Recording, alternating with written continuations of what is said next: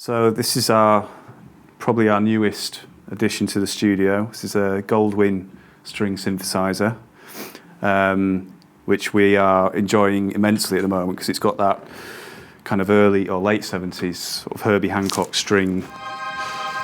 It's very simple to use, just a bit of modulation to really kind of get it spacing out, and it's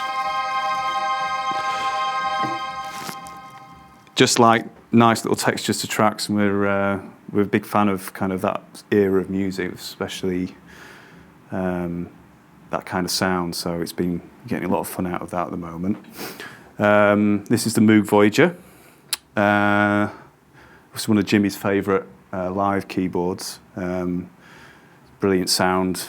Anyone who's familiar with Moog synths, great for sort of bass sounds and lots of hands-on controllability with the knobs, some great knobs on it as well. They just feel really nice to use. The Juno, which most people will be familiar with, but these probably get the most use out of all the analog stuff. They're just, again, really nice as a lot of sort of early analog keyboards are. They're just very intuitive. But I mean, in terms of like having a poly keyboard for your pad sounds, and just really simple keyboards, but really lovely sounding. You can't really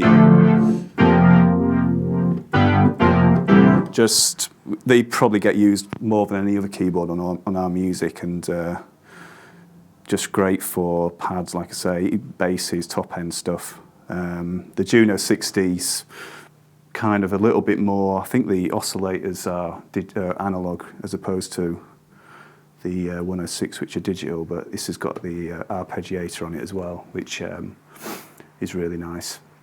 And then in the corner is our little Nord corner.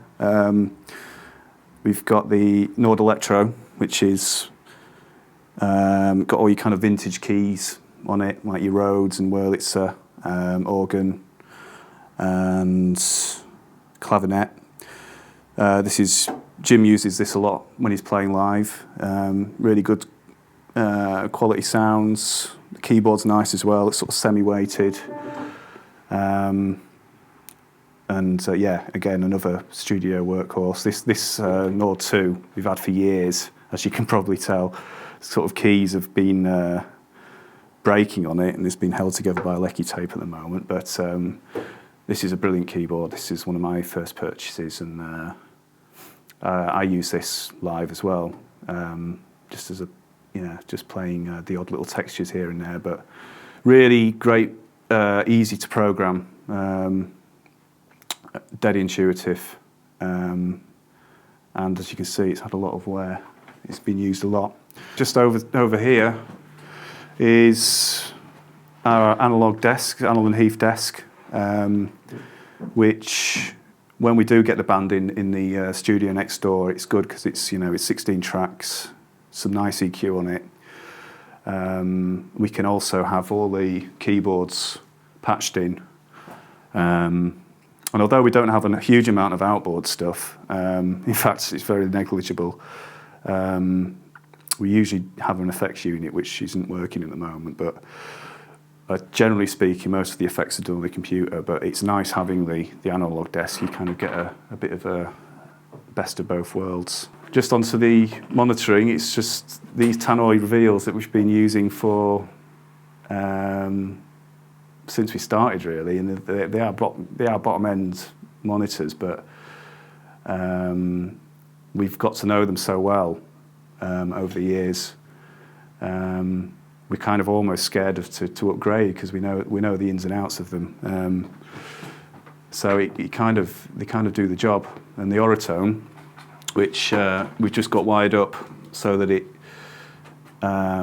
sends out a mono. It's just a mono speaker set up to combine this stereo into a mono, and it's just great for testing your mixes, just to see what's poking out and what isn't.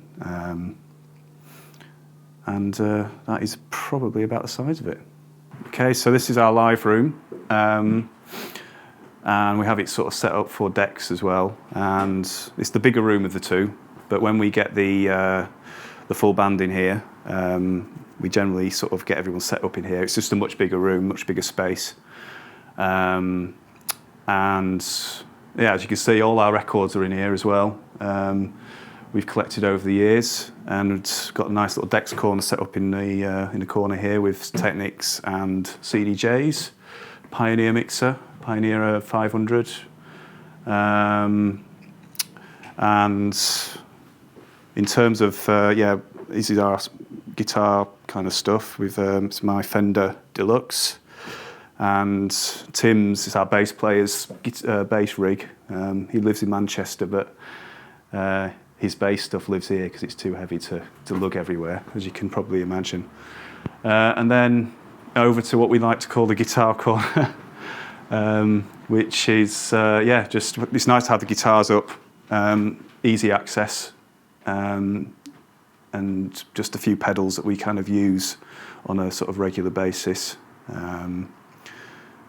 Yeah, this is my telly that I tend to play with live most of the time.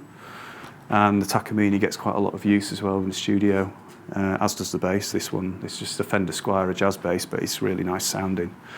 And then just a couple of bits on the end here, which is my beloved bass station, which was one of my first purchases, which unfortunately is just knackered. It's just given up the ghost now and doesn't work. But I left it out just because it's worth talking about, and it's how I learnt sort of basic kind of knob twiddling. Really, it's brilliant. Love it.